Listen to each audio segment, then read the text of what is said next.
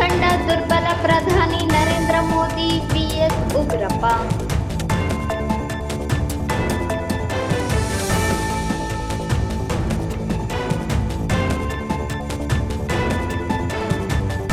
ಅಮಾವಾಸ್ಯೆ ಪೂಜೆಗೆಂದು ತೆರಳಿದ್ದ ವ್ಯಕ್ತಿ ಸಿಡಿಲಿಗೆ ಬಲಿ.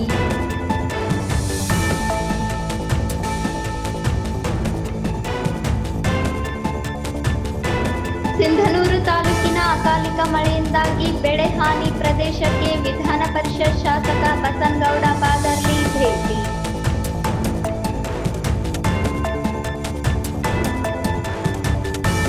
ದೇವದುರ್ಗ ಶಾಸಕಿ ಪುತ್ರ ಸಂತೋಷ್ ನಾಯಕನನ್ನು ಬಂಧಿಸಲು ಶ್ರೀದೇವಿ ನಾಯಕ್ ಆಗ್ರಹ.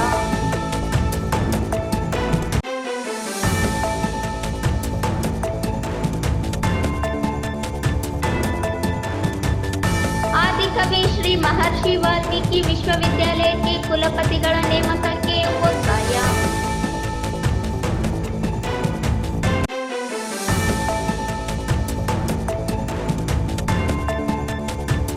ವಿದ್ಯುತ್ ಶಾರ್ಟ್ ಸರ್ಕ್ಯೂಟ್ನಿಂದ ಮೃತಪಟ್ಟ ವ್ಯಕ್ತಿಯ ಸಂಬಂಧಿಕರಿಗೆ ಸಾಂತ್ವನ ಹೇಳಿದ ಬಸನಗೌಡ ಬಾದರ್ಲಿ.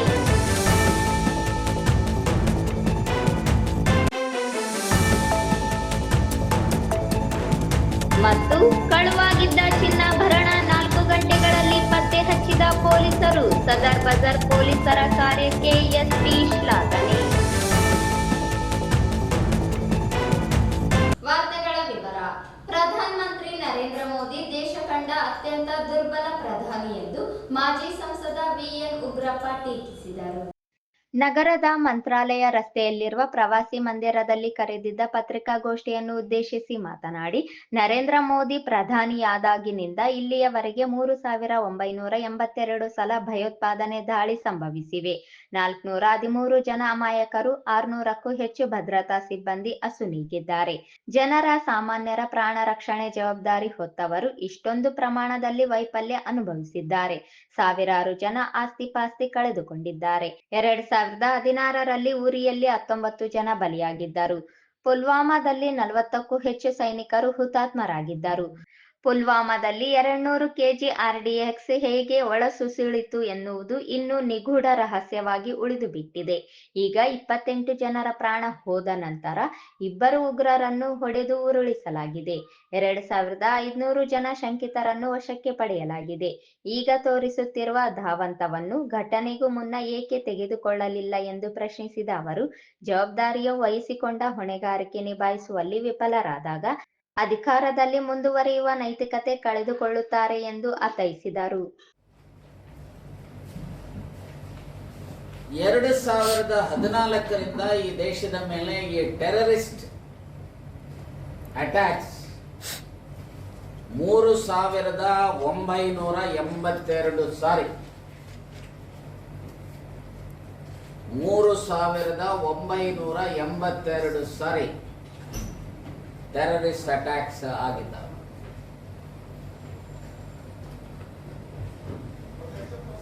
ಅದರಲ್ಲಿ ಸುಮಾರು 413 ಜನ ಸಿವಿಲಿಯನ್ಸು ವಿನಾಕಾರಣ ಸಾವನ್ನಪ್ಪಿದ್ದಾರೆ.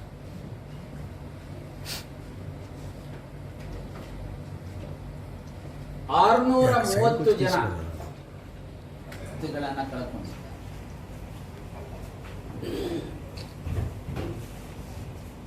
ಸಂವಿಧಾನದ article 21 right to life and liberty is a fundamental right. ಸಂವಿಧಾನದ ಅಂಬೇಡ್ಕರ್ ಕೊಟ್ಟಿರುವಂತಹ ಸಂವಿಧಾನದ ಅನುಚ್ಛೇದ 21ರ ರೀತಿಯ right to life and liberty is a fundamental right. ಅದರ ರಕ್ಷಣೆ ಮಾಡುವಂತಹ ಜವಾಬ್ದಾರಿ ಕೇಂದ್ರ ಮತ್ತು ರಾಜ್ಯ ಸರ್ಕಾರಗಳ ಮೇಲೆ ಇರುತ್ತೆ.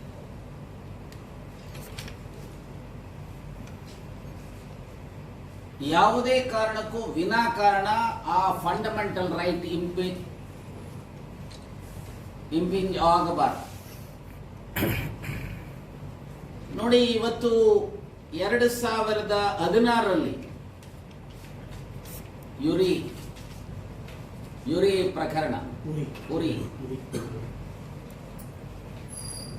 19 ಜನ ಸಾವನ್ನಪ್ಪಿದ್ರು. ಸುಮಾರು 30ಕ್ಕೂ ಹೆಚ್ಚು ಜನ ಇಂಜುರೀಸ್ ಆಯ್ತು. ಹಾಗೆ ಬಾಲ್ಕೋಟ್ ಪ್ರಕರಣ, ಕಾಶ್ಮೀರದ ಪಹಲ್ಗಾಮ್ನಲ್ಲಿ 28 ಪ್ರವಾಸಿಗರ ಸಾವಿಗೆ ಕಾರಣರಾಗಿರುವ ಉಗ್ರರ ದಾಳಿಗೆ ಭದ್ರತಾ ಲೋಪವೇ ಕಾರಣ ಎಂದು ಅಭಿಪ್ರಾಯಪಟ್ಟ ಅವರು, ಪಹಲ್ಗಾಮ್ನಂತಹ ಸೂಕ್ಷ್ಮ ಪ್ರದೇಶದಲ್ಲಿ ಒಬ್ಬನೇ ಒಬ್ಬ ರಕ್ಷಣಾ ಸಿಬ್ಬಂದಿ ಇರಲಿಲ್ಲ ಎಂದರೆ ರಕ್ಷಣಾ ವಿಷಯದಲ್ಲಿ ಕೇಂದ್ರ ಸರ್ಕಾರ ಎಷ್ಟು ಉದಾಸೀನತೆ ಹೊಂದಿದೆ ಎನ್ನುವುದನ್ನು ಎತ್ತಿ ತೋರಿಸುತ್ತದೆ. ಮೋದಿ ಅಧಿಕಾರಕ್ಕೆ ಬಂದ ಮೇಲೆ ನಿರಂತರವಾಗಿ ಭಯೋತ್ಪಾದನಾ ದಾಳಿಗಳು ನಡೆಯುತ್ತಲೇ ಇವೆ.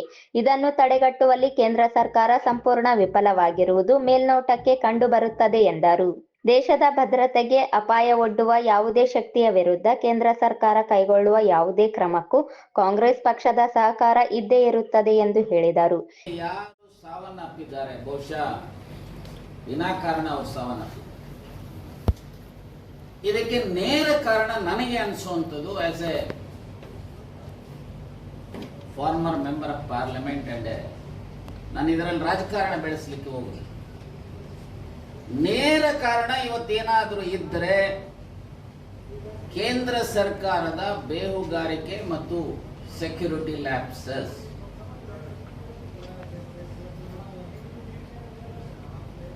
ಐವತ್ತಾರು ಇಂಚಿನ ಎದೆ ಇರುವಂತ ಪ್ರಧಾನಿ ಅಂತ ಹೇಳಿ ಬಹಳ ಬಿಂಬಿಸ್ತಾರೆ.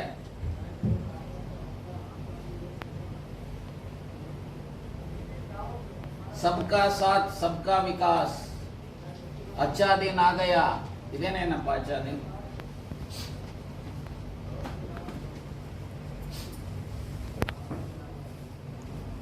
ಅರೆ, ಇನ್ನೋಸೆಂಟ್ಸ್ ನ ರಕ್ಷಣೆ 2,000 ಜನ ಸೇರುವಂತ ಕಡೆ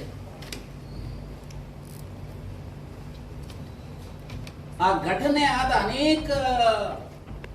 ಸಾಕಷ್ಟು ಸಮಯ ಆದರೂ ಯಾವ ಪೊಲೀಸ್ ಇಲಾಖೆಯವರಾಗಲಿ ಅಥವಾ ಇನ್ಯಾರು ಸಹ ಅಲ್ಲಿಗೆ ಬರಲಿಲ್ಲ ಅಂದ್ರೆ ಏನರ್ಥ? ಬೇಹುಗಾರಿಕೆ ಇಲಾಖೆ, ಇಂಟೆಲಿಜೆನ್ಸ್ ಡಿಪಾರ್ಟ್ಮೆಂಟ್ ಯಾರ ಕೈಲಿರುತ್ತದೆ? ಏನ್ ಹೇಳ್ತಾರೆ ಮಿಸ್ಟರ್ ಮೋದಿ? ಏನ್ ಹೇಳ್ತಾರೆ ಮಿಸ್ಟರ್ ಅಮಿತ್ ಶಾ?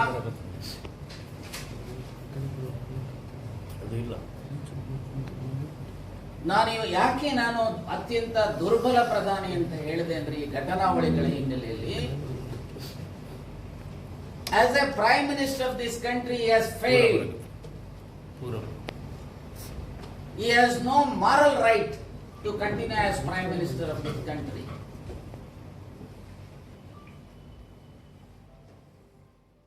2014ರಲ್ಲಿ ಅಂತಾರಾಷ್ಟ್ರೀಯ ತೈಲ ಮಾರುಕಟ್ಟೆಯಲ್ಲಿ ಬ್ಯಾರೆಲ್ ಕಚ್ಚಾ ತೈಲದ ಬೆಲೆ $139 ಇತ್ತು. ಆಗ ಡೀಸೆಲ್ ಬೆಲೆ ₹57, ಪೆಟ್ರೋಲ್ ಬೆಲೆ $63 ಇತ್ತು. ಇಂದು ತೈಲದಿಂದಲೇ 34 ಲಕ್ಷ ಕೋಟಿ ಸಂಗ್ರಹವಾಗುತ್ತಿದೆ. ಅದನ್ನು ಜನರಿಗೆ ಏಕೆ ತಲುಪಿಸುತ್ತಿಲ್ಲ? ಬದಲಿಗೆ ಬೆಲೆ ಏರಿಕೆಗಳು ಗಗನ ಮುಟ್ಟುತ್ತಿವೆ, ನಿರುದ್ಯೋಗ, ಬಡತನ ತಾಂಡವವಾಡುತ್ತಿವೆ ಎಂದು ಟೀಕಿಸಿದರು. ಹೀಗೆ ರಕ್ಷಣೆ ಇರಲಿ, ಬೆಲೆ ಏರಿಕೆ ಇರಲಿ, ಬಡತನ ನಿರುದ್ಯೋಗ ನಿವಾರಣೆ ಇರಲಿ, ಹೀಗೆ ಎಲ್ಲಾ ಕ್ಷೇತ್ರಗಳಲ್ಲಿ ವೈಫಲ್ಯ ಅನುಭವಿಸುತ್ತಿರುವ ನರೇಂದ್ರ ಮೋದಿ ದೇಶ ಕಂಡ ಅತ್ಯಂತ ದುರ್ಬಲ ಪ್ರಧಾನಿಯಾಗಿ ಕಾಣುತ್ತಿದ್ದಾರೆ ಎಂದರು. ನನಗೆ ಈಗಲೂ ಆಶ್ಚರ್ಯ ಆಗುತ್ತೆ.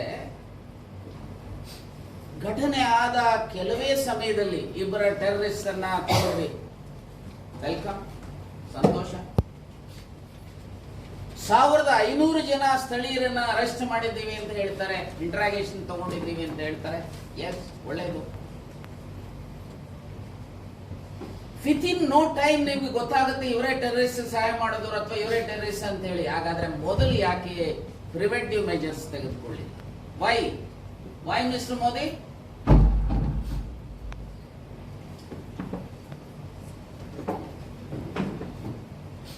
ನಾನು ಇಷ್ಟೇ ಹೇಳ್ತೇನೆ, ಬಹುಶಃ ಈ ದೇಶದ ರಕ್ಷಣೆಯ ವಿಚಾರದಲ್ಲಿ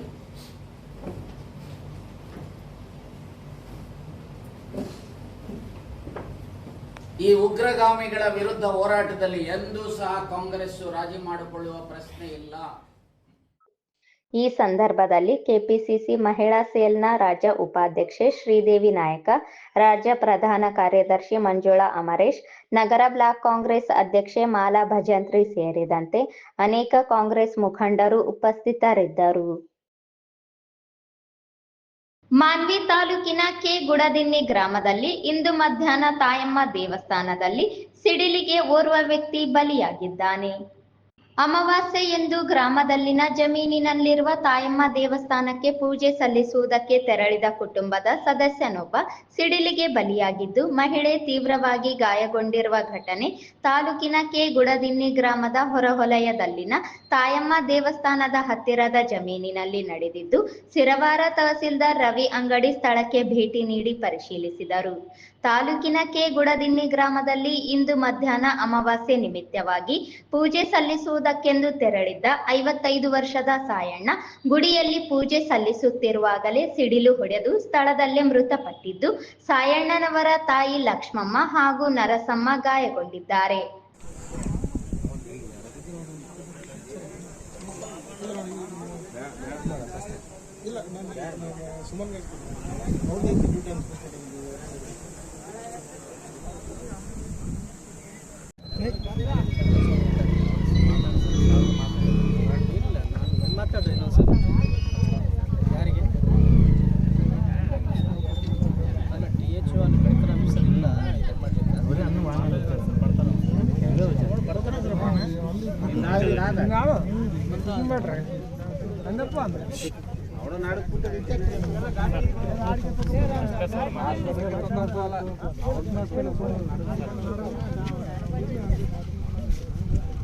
ಹಲೋ ನಮಸ್ಕಾರ ಹೇಳ್ರಿ ಮಾತಾಡಿದ್ರೆ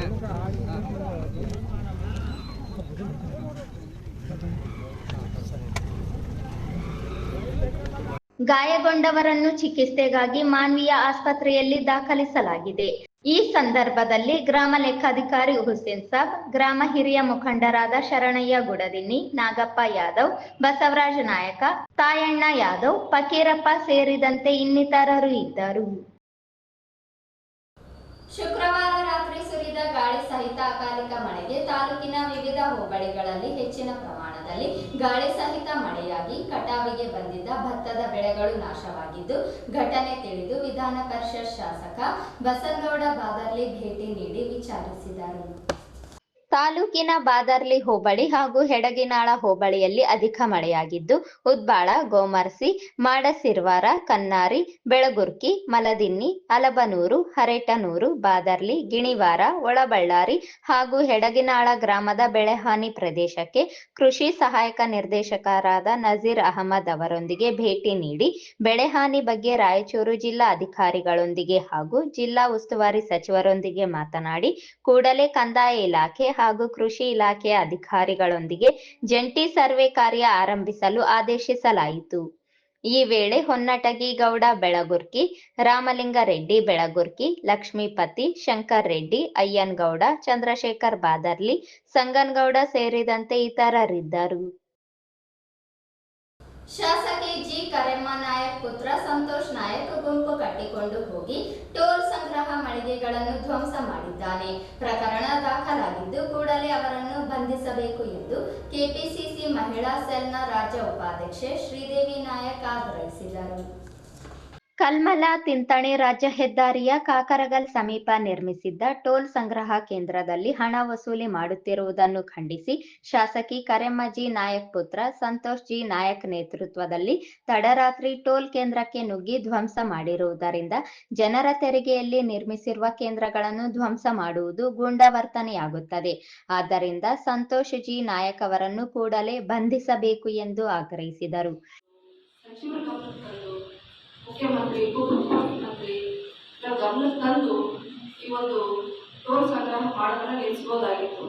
ಏಕಾಏಕಿ 40-50 ಜನ ಕರ್ಕೊಂಡೋಗಿ ಈ ರೀತಿ ಗೂಂಡಾವರ್ತನೆ ಮಾಡಿ ಆ ಟೋಲ್ನ ಅಂದರೆ ಸರ್ಕಾರದ ಆಸ್ತಿ, ಎಲ್ಲ ಜನಗಳು ಟ್ಯಾಕ್ಸ್ ಕಟ್ಟಿರೋಂಥ ಸರ್ಕಾರದ ಆಸ್ತಿ ಮೇಲೆ ಈ ಥರ ಹಾನಿ ಮಾಡೋದ್ರಿಂದ ನಮ್ಮ ಎಲ್ಲರ ಮೇಲೂ ತೊಂದರೆ ಆಗುತ್ತೆ. ಹಾಗಾಗಿ ಈ ಒಂದು ಇವಾಗೇ ಇಷ್ಟೆಲ್ಲ ದೌರ್ಜನ್ಯ ಮಾಡ್ತಾ ಇದ್ದಾರೆ. ಮುಂದಿನ ದಿನಮಾನಗಳಲ್ಲಿ ಏನು ಮಾಡ್ತಾರೆ ಅವರು?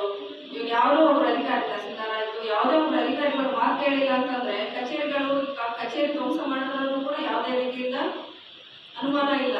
ಈ ಥರ ಗೂಂಡ ವರ್ತನೆ ಮಾಡೋದಕ್ಕೆ ಯಾರು ಅವ್ರಿಗೆ ಆದೇಶ ಕೊಟ್ಟಿದ್ದು? ಹೌದು ಅಲ್ವಾ? ವಿಧಾನಸೌಧ ಮಾತುಗಳು ಏನ್ ಹೇಳ್ತಾರೆ ಶಾಸಕರು, ನಮಗೆ ಜೀವ ಭಯ ಇದೆ ಅಂತ ಹೇಳ್ತಾರೆ.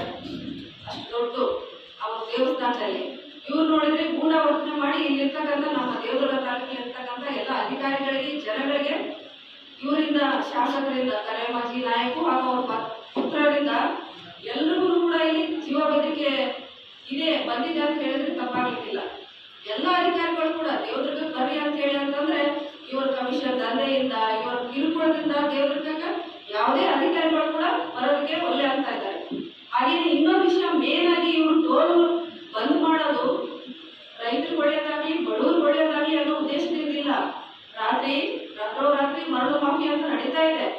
ಅದೇ ಎಲೆಕ್ಷನ್ ಮುಂಚೆ ಹೇಳಿದ್ರು ಮಕ್ಕಳ ಮೇಲೆ ಪ್ರಮಾಣ ಮಾಡಿ, ಏನಂತ, ನಾನು ಬಂದ ಮೇಲೆ ಮರಳು ಮಾಫಿಯಾ ನಡೆಯಲ್ಲ, ಮಟಕ ಇಸ್ಬಿಟ್ಟು ಯಾವ್ದು ನಡೆಯಲ್ಲ ಅಂತ ಹೇಳಿದ್ರು. ಇವಾಗ ಕಂಟಿನ್ಯೂ ಹಂಗೆ ನಡೀತಾ ಇದೆ.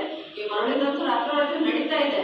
ಏನಾದ್ರು ಟೋಲ್ ಆದ್ರೆ ಏನದು CC ಕ್ಯಾಮ್ರಾ ಎಲ್ಲ ಇರುತ್ತೆ, ರೆಕಾರ್ಡ್ಸ್ ಆಗುತ್ತೆ, ಗಾಡಿಗಳೆಲ್ಲ ಓಡಾಡೋದು. ತಮ್ದು ವೈಯಕ್ತಿಕಕ್ಕೆ ತೊಂದರೆ ಆಗುತ್ತೆ ಅನ್ನೋ ಉದ್ದೇಶದಿಂದ, ಮರಳು ಮಾಫಿಯಾ ನಿಲ್ಲುತ್ತೆ ಅನ್ನೋ ಉದ್ದೇಶದಿಂದ ಈ ಟೋಲ್ ಬಂದ್ ಮಾಡ್ಬೇಕು ಅನ್ನೋದು ಅವ್ರ ಮನಸ್ಥಿತಿ ಐತೆ ಹೊರತಾಗಿ. ಶಾಸಕಿ ವಿಧಾನಸೌಧದಲ್ಲಿ ಜೀವ ಬೆದರಿಕೆ ಎಂದು ಹೇಳಿದ್ದವರು ಈಗ ಅವರ ಪುತ್ರ ಇತರರಿಗೆ ಬೆದರಿಕೆ ಹಾಕುತ್ತಿದ್ದಾರೆ. ಕ್ಷೇತ್ರದಲ್ಲಿ ಇವರ ಭಯದಲ್ಲಿ ಜನರು ಬದುಕುವಂತಾಗಿದೆ. ಟೋಲ್ ಸಂಗ್ರಹ ಕೇಂದ್ರ ಧ್ವಂಸ ಹಿಂದೆ ಅವರ ಸ್ವಾರ್ಥ ಅಡಗಿದೆ. ರಾತ್ರೋರಾತ್ರಿ ಅಕ್ರಮ ಮರಳು ಸಾಗಾಣಿಕೆಗೆ ಇದರಿಂದ ಅಡ್ಡಿ ಉಂಟಾಗುತ್ತದೆ. ಪ್ರತಿ ವಾಹನದ ಚಲನವಲನಗಳು CC ಕ್ಯಾಮೆರಾದಲ್ಲಿ ಸೆರೆಯಾಗುತ್ತವೆ. ಹಾಗಾಗಿ ಟೋಲ್ ಕೇಂದ್ರ ಧ್ವಂಸಕ್ಕೆ ಮುಂದಾಗಿದ್ದಾರೆ. ಚುನಾವಣೆ ಪೂರ್ವದಲ್ಲಿ ಕ್ಷೇತ್ರದಲ್ಲಿ ಎಲ್ಲ ಅಕ್ರಮಗಳನ್ನು ಬಂದ್ ಮಾಡುವುದಾಗಿ ಹೇಳಿದ್ದರು. ಅವು ನಿರಂತರವಾಗಿ ನಡೆಯುತ್ತಲೇ ಇವೆ ಎಂದ ಅವರು, ಟೋಲ್ ಬಂದ್ ಮಾಡುವುದಕ್ಕೆ ಆಗಿದ್ದರೆ ಅದಕ್ಕೆ ರಾಜ್ಯ ಮಾರ್ಗಗಳಿವೆ, ಅವುಗಳನ್ನು ಅನುಸರಿಸಲಿ ಎಂದು ಸಲಹೆ ನೀಡಿದ ಅವರು, ಸಂತೋಷ್ ಜಿ ನಾಯಕ್ ಬಂಧನವಾಗದಿದ್ದರೆ ತಾವು ಈ ವಿಚಾರವನ್ನು ಗೃಹ ಸಚಿವ ಹಾಗೂ ಮುಖ್ಯಮಂತ್ರಿಗಳ ಗಮನಕ್ಕೆ ತರುತ್ತೇವೆ ಎಂದರು. ಈ ಒಂದು ಹಲ್ಲೆ ಮಾಡಿರ್ತಕ್ಕಂಥ, ಟೋಲ್ನ ಧ್ವಂಸ ಮಾಡಿರ್ತಕ್ಕಂಥ ಸಂತೋಷ್ ನಾಯಕ್ ಅವ್ರನ್ನ ಕೂಡಲೇ ಬಂಧಿಸಿ ಅವ್ರ ಮೇಲೆ ಸೂಕ್ತ ಕ್ರಮ ತಗೊಳ್ತಾರೆ SP ಸಾಹೇಬರು ಅಂತ ಹೇಳಿ ಅಂತ ನಮ್ಗೆ ಭರವಸೆ ಇದೆ, ತಗೊಳ್ತಾರೆ ಅಂತ ಅನ್ಕೊಂಡಿದ್ವಿ. ಅದು ಆದ್ರೂ ಕೂಡ ಅಕಸ್ಮಾತ್ ಏನಾದ್ರು ಅವ್ರು ಬಂಧಿಸಲಿಲ್ಲ ಅಂತ ಹೇಳಿ ಅಂತಂದ್ರೆ ನಾವು ಮುಖ್ಯಮಂತ್ರಿ ಹತ್ರ ಹೋಗ್ತೀವಿ, ಮನವಿ ಸಲ್ಲಿಸ್ತೀವಿ. ಮುಖ್ಯಮಂತ್ರಿಗಳ ಗಮನಕ್ಕೂ ಕೂಡ ಇವರ ದೌರ್ಜನ್ಯವನ್ನ, ತಾಲೂಕಿನಲ್ಲಿ ನಡೀತಾ ಇರ್ತಕ್ಕಂಥ ಇವರ ದೌರ್ಜನ್ಯವನ್ನ ನಾವು ನಮ್ಮ ಮುಖ್ಯಮಂತ್ರಿಗಳ ಗಮನಕ್ಕೆ ತಗೊಂಡು ಬಂದೇ ಬರ್ತೀವಿ ಅಂತಂದು ಹೇಳ್ತೀವಿ. ಈ ಸಂದರ್ಭದಲ್ಲಿ ಕೆಪಿಸಿಸಿ ರಾಜ್ಯ ಪ್ರಧಾನ ಕಾರ್ಯದರ್ಶಿ ಮಂಜುಳಾ ಅಮರೇಶ್, ನಗರ ಬ್ಲಾಕ್ ಕಾಂಗ್ರೆಸ್ ಅಧ್ಯಕ್ಷೆ ಮಾಲಾ ಭಜಂತ್ರಿ, ಕಾಸಿಂ ಬಿ, ನಗರ ಪ್ರಧಾನ ಕಾರ್ಯದರ್ಶಿ ಲಕ್ಷ್ಮೀ ನರಸಿಂಹಲು ಸೇರಿದಂತೆ ಇತರರಿದ್ದರು. ಸಮೀಪದ ಯರಗೇರದಲ್ಲಿರುವ ಆದಿಕವಿ ಶ್ರೀ ಮಹರ್ಷಿ ವಾಲ್ಮೀಕಿ ವಿಶ್ವವಿದ್ಯಾಲಯಕ್ಕೆ ಕಲ್ಯಾಣ ಕರ್ನಾಟಕದ ಅರ್ಹ ವ್ಯಕ್ತಿಯೊಬ್ಬರನ್ನು ಕುಲಪತಿಗಳನ್ನಾಗಿ ನೇಮಕ ಮಾಡಬೇಕು ಎಂದು ಹೈದರಾಬಾದ್ ಕರ್ನಾಟಕ ಪ್ರದೇಶ ವಾಲ್ಮೀಕಿ ಸಂಘದ ವಿಭಾಗೀಯ ಕಾರ್ಯದರ್ಶಿ ಎನ್ ರಘುವೀರ್ ನಾಯಕ ಆಗ್ರಹಿಸಿದರು. ನಗರದ ಪತ್ರಿಕಾ ಭವನದಲ್ಲಿ ಕರೆದ ಪತ್ರಿಕಾಗೋಷ್ಠಿಯನ್ನು ಉದ್ದೇಶಿಸಿ ಮಾತನಾಡಿ, ಜಿಲ್ಲೆಯ ಸಮಗ್ರ ಶೈಕ್ಷಣಿಕ ಅಭಿವೃದ್ಧಿಗೆ ಕಲಬುರಗಿ ವಿಶ್ವವಿದ್ಯಾಲಯದಿಂದ ರಾಯಚೂರು ಜಿಲ್ಲೆಯನ್ನು ಬೇರ್ಪಡಿಸಿ ಪ್ರತ್ಯೇಕ ವಿಶ್ವವಿದ್ಯಾನಿಲಯವನ್ನು 2021ರಲ್ಲಿ ಸ್ಥಾಪಿಸಿ ಸುಮಾರು 4 ವರ್ಷಗಳು ಗತಿಸಿದವು. ಆದರೆ ನಿರೀಕ್ಷಿತ ಪ್ರಮಾಣದಲ್ಲಿ ಬೆಳವಣಿಗೆ ಕಾಣಲಿಲ್ಲ. ಇದಕ್ಕೆ ಅನೇಕ ಕಾರಣಗಳು ಇವೆ. ಬಹುಮುಖ್ಯವಾಗಿ ಸರ್ಕಾರ ಕೇವಲ ಪ್ರತ್ಯೇಕ ವಿಶ್ವವಿದ್ಯಾನಿಲಯ ಘೋಷಣೆ ಮಾಡಿದ್ದು ಬಿಟ್ಟರೆ ಅನುದಾನ ನೀಡುವಲ್ಲಿ ಮಲತಾಯಿ ಧೋರಣೆ ಅನುಸರಿಸಿತು. ನೇಮಕಾತಿಯಲ್ಲಿಯೂ ಸಹ ಯಾವುದೇ ಅನುಮತಿಗಳನ್ನು ನೀಡಲಿಲ್ಲ. ಮುಂದುವರೆದು ಈಗ ಕುಲಪತಿಗಳ ನೇಮಕಾತಿಯಲ್ಲಿ ವಿಳಂಬ ಮಾಡುತ್ತಿದೆ ಎಂದು ಅಸಮಾಧಾನ ಹೊರಹಾಕಿದರು. ಕುಲಪತಿಗಳನ್ನು ನೇಮಕ ಮಾಡದ ಸರ್ಕಾರ ಬರೀ ಪ್ರಭಾರಿ ಕುಲಪತಿಗಳನ್ನಾಗಿ ನೇಮಿಸುತ್ತಾ ಬರುತ್ತಿದೆ. ಸರ್ಕಾರಕ್ಕೆ ಕೂಗು ಮುಟ್ಟಿಸಿದರೆ ಬಹುಶಃ ಸರ್ಕಾರ ಕಣ ತೆಕ್ಕೋಬಹುದು ಅಂತ ನಂದೊಂದು ಒಪಿನಿಯನ್. ಯಾಕಂತಂದ್ರೆ ಏನಾಗಿದೆ ಅಂತಲ್ಲ, ಸಾಕಷ್ಟು ಜನ ಸಮರ್ಥರಿರ್ತಾರೆ, ಅರ್ಜಿನೂ ಸಹ ಸಲ್ಲಿಸ್ತಾರೆ, ಆದ್ರೆ ಇವರು ಆಯ್ಕೆ ಆಗಲ್ಲ. ಯಾಕಂತಂದ್ರೆ ಏನಾಗುತ್ತೆ, ಸರ್ಕಾರಕ್ಕೆ ಈ ಭಾಗದ ಅಭಿವೃದ್ಧಿ ಬೇಕಾಗಿತ್ತು ಅಂದ್ರೆ ಇಲ್ಲಿಯವ್ರನ್ನ ಸಮರ್ಥನ ಆಯ್ಕೆ ಮಾಡ್ರಿ ಅಂಬೋದು ನಮಗೆ ಗೊತ್ತಾಗುತ್ತೆ. ನಾವು ನೋಡಿಲ್ಲ ಆಕ್ಚುಲಿ ಯಾರಿದ್ದಾರೆ ಅನ್ನೋದು ನಮ್ಗೆ ಮಾಹಿತಿ ಇಲ್ಲ. ಬಟ್ ಪ್ರತಿ ಸಲನೂ ಅರ್ಜಿ ಸಲ್ಲಿಸ್ತಾ ಇದ್ದಾರೆ. ಪ್ರತಿ ವಿಶ್ವವಿದ್ಯಾಲಯದಲ್ಲಿ ಇದೇ ತರ ಆಗ್ತಾ ಇದೆ. ಕೇವಲ ರಾಯಚೂರು ವಿಶ್ವವಿದ್ಯಾಲಯ ಮಾತ್ರ ಅಲ್ಲಿ ಆಗ್ತಾ ಇದೆ. ಈ ಭಾಗದವರಿಗೆ ಸ್ವಲ್ಪ ಕರ್ನಾಟಕ ಭಾಗದಲ್ಲಿ ಹೆಚ್ಚಿನ ಪ್ರಾಶಸ್ತ್ಯ ಕೊಟ್ಟರೆ ಇಲ್ಲೇ 371 ಇಂಪ್ಲಿಮೆಂಟ್ ಆಗಬೇಕಾಗಿದೆ. ಎಲ್ಲೋ ಒಂದ್ ಕಡೆ ಅನುಕೂಲ ಆಗುತ್ತೆ ಈ ಭಾಗದ ಜನರಿಗೆ.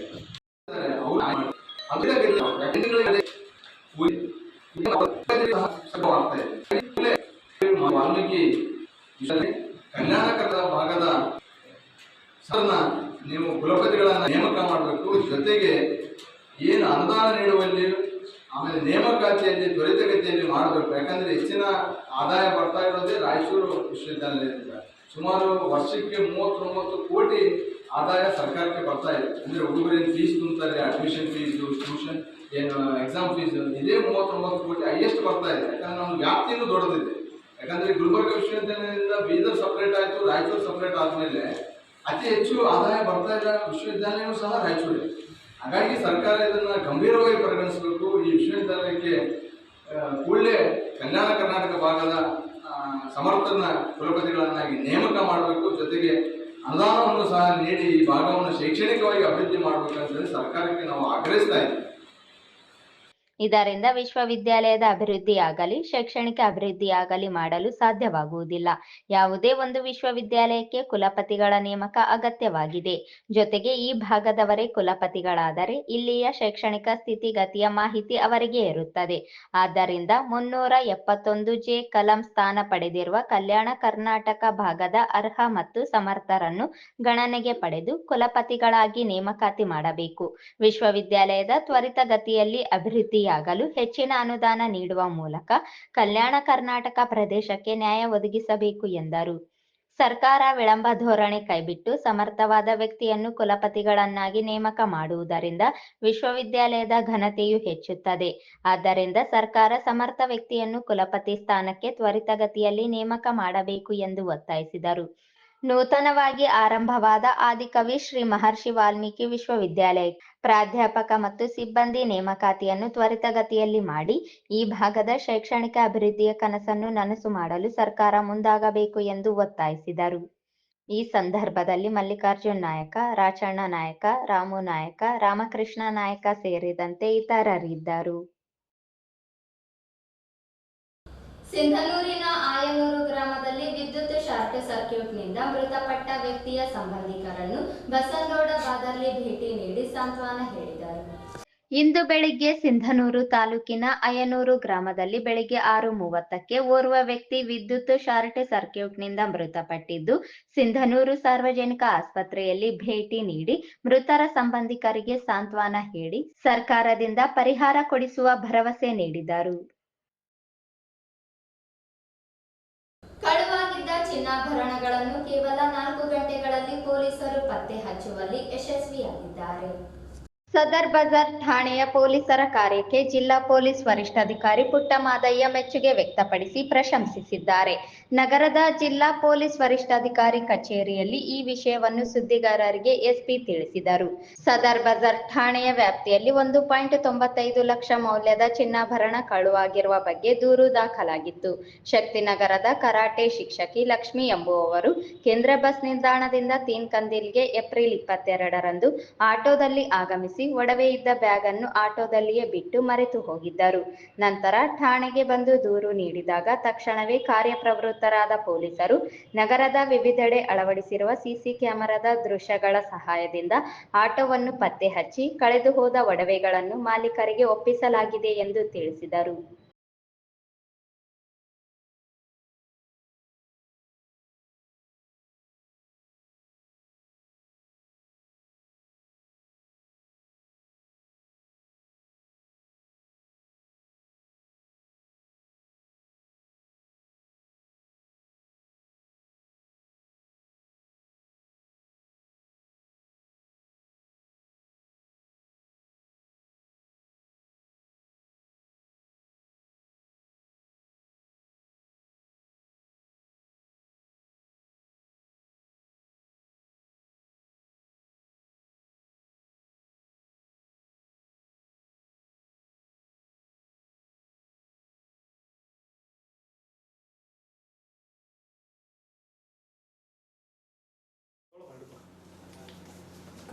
ಸರ್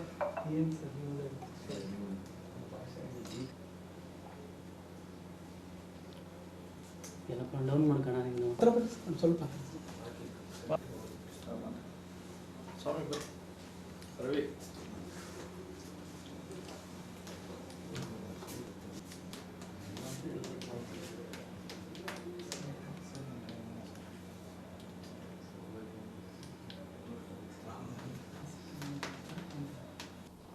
ಶಕ್ತಿನಗರದವರು ಶ್ರೀಮತಿ ಲಕ್ಷ್ಮಿ ಶಕ್ತಿನಗರದವರು karate teacher RTPS colony Shaktinagar. ಇವರು 28ನೇ ತಾರೀಕಲ್ಲಿ ನಮ್ಮ ರಾಯಚೂರು ನಗರ ಬಸ್ ಸ್ಟ್ಯಾಂಡಿಂದ ತೀನ್ಕಂದಿಗೆ ಹೋಗಬೇಕಾದ್ರೆ ಒಂದು ಪ್ರೈವೇಟ್ ಆಟೋದಲ್ಲಿ ಪ್ರಯಾಣ ಮಾಡಿದ್ದಾರೆ. ಅಕಸ್ಮಾತ್ ಇಳಿಬೇಕಾದ್ರೆ ಬ್ಯಾಗ್ ಬಿಟ್ಟಿದ್ದಾರೆ. ಬಿಟ್ಟು ಇಮಿಡಿಯೇಟ್ ಸದರ್ ಬಜಾರ್ ಪೊಲೀಸ್ ಸ್ಟೇಷನ್ಗೆ ಬಂದಿದ್ದಾರೆ. ತಕ್ಷಣ ಕಾರ್ಯಪ್ರವೃತ್ತವಾದ ನಮ್ಮ ಇನ್ಸ್ಪೆಕ್ಟರ್ ಮತ್ತು ಅವ್ರ ತಂಡ ನೆಕ್ಸ್ಟ್ ಪ್ರಾರಂಭ ಮಾಡಿದ್ದಾರೆ. ಅವರ ಪ್ರಯತ್ನಕ್ಕೆ ಫಲ ಸಿಕ್ಕಿದೆ. ಇಮಿಡಿಯೇಟಾಗಿ ಎಲ್ಲಿಂದ ಕಳ್ಕೊಂಡಲ್ಲಿಂದ ಸ್ಟಾರ್ಟ್ ಮಾಡಿದ್ದಾರೆ. ಮತ್ತು ಅಲ್ಲಲ್ಲಿ ಅವ್ರು ಸಿಕ್ಕಂಥ ಸೈಂಟಿಫಿಕ್ ಏಡ್ಸ್ ಮತ್ತು ಜನರು ವಿಚಾರಿಸಲಾಗಿ ಸೇಮ್ ವೆಹಿಕಲ್ ಅವ್ರಿಗೆ ಪತ್ತೆಯಾಗಿ ಮತ್ತು ಅವರು ಏನು ವಸ್ತುಗಳು ಕಳ್ಕೊಂಡಿದ್ರು, ಒಂದು ಒಟ್ಟು ಚಿನ್ನದ ಐಟಮ್ಗಳು 5, ಬೆಳ್ಳಿ ಐಟಮ್ಗಳು 330 ಗ್ರಾಮ್ ಮತ್ತು 1000 ಕ್ಯಾಶ್, ಇಷ್ಟು ಕೂಡ ಅವ್ರು ಹೆಂಗೆ ಕಳ್ಕೊಂಡಿದ್ರು ಹಂಗೇನೆ ಸಿಕ್ಕಿದೆ. ಇವತ್ತು ಹಂಗೇನೆ ಅವ್ರಿಗೆ ಹ್ಯಾಂಡ್ ಓವರ್ ಮಾಡಿದ್ವಿ. ಕಾರಣ ಸೈಂಟಿಫಿಕ್ ಏಡ್ ಅಂತ ಹೇಳಿದಲ್ಲ, ಅದೇ ಹೌದೌದು. ಅಲ್ಲಿ ಪರಿಶೀಲನೆ ಮಾಡಿದಾಗ ಜನರು ಮತ್ತು ಅಲ್ಲಿ ಅಳವಡಿಸಿದಂತಹ ಕೆಲವೊಂದು ಕ್ಯಾಮ್ರಾಗಳು ಈ ವಿಚಾರದಲ್ಲಿ ನಮ್ಗೆ ಹೆಲ್ಪ್ ಮಾಡಿದ್ದಾವೆ. ತನಿಖೆಯಲ್ಲಿ ಮತ್ತೇನೊಂದು ಎನ್ಕ್ವೈರಿ ಆಗುತ್ತೆ, ಅದರಲ್ಲಿ ಹೇಳಿಸ್ತಾರೆ. ಹೌದು, ಅಂದರೆ ಸಿಟಿನಲ್ಲಿ ಸುಮಾರು ಕಡೆ ಈ ಥರ ಅಳವಡಿಕೆ ಇದೆ. ಇದು ತನಿಖೆಯಲ್ಲಿ ತುಂಬ ಮಹತ್ವದ ಪಾತ್ರನ ವಹಿಸುತ್ತೆ. Thank you. DYSP Shantaveer, PI Umesh Kamble, ಅಪರಾಧ ವಿಭಾಗದ PSI ನರಸಮ್ಮ, ಸಿಬ್ಬಂದಿಗಳಾದ ವೆಂಕಟೇಶ್, ರವಿಕುಮಾರ್, ಶಿವಾನಂದ್ ಕಾರ್ಯಕ್ಕೆ ಶ್ಲಾಘಿಸಿ ಬಹುಮಾನ ಘೋಷಿಸಿದ್ದಾರೆ. ಕೊನೆಯಲ್ಲಿ ಮತ್ತೊಮ್ಮೆ ಮುಖ್ಯಾಂಶಗಳು.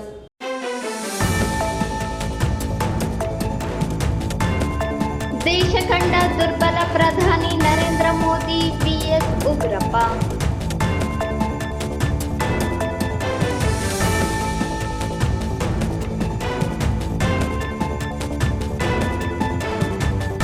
ಅಮಾವಾಸ್ಯೆ ಪೂಜೆಗೆಂದು ತೆರಳಿದ್ದ ವ್ಯಕ್ತಿ ಸಿಡಿಲಿಗೆ ಬಲಿ.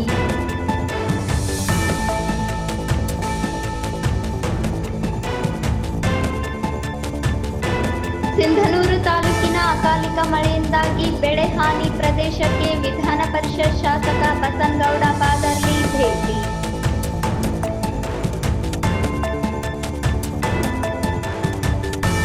ದೇವದುರ್ಗ ಶಾಸಕಿ ಪುತ್ರ ಸಂತೋಷ್ ನಾಯಕನನ್ನು ಬಂಧಿಸಲು ಶ್ರೀದೇವಿ ನಾಯಕ್ ಆಗ್ರಹ.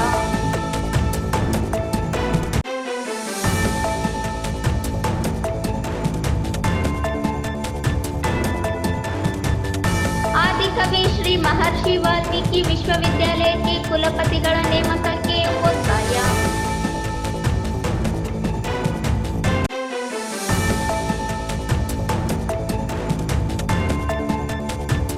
ವಿದ್ಯುತ್ ಶಾರ್ಟ್ ಸರ್ಕ್ಯೂಟ್ನಿಂದ ಮೃತಪಟ್ಟ ವ್ಯಕ್ತಿಯ ಸಂಬಂಧಿಕರಿಗೆ ಸಾಂತ್ವನ ಹೇಳಿದ ಬಸನಗೌಡ ಬಾದರ್ಲಿ.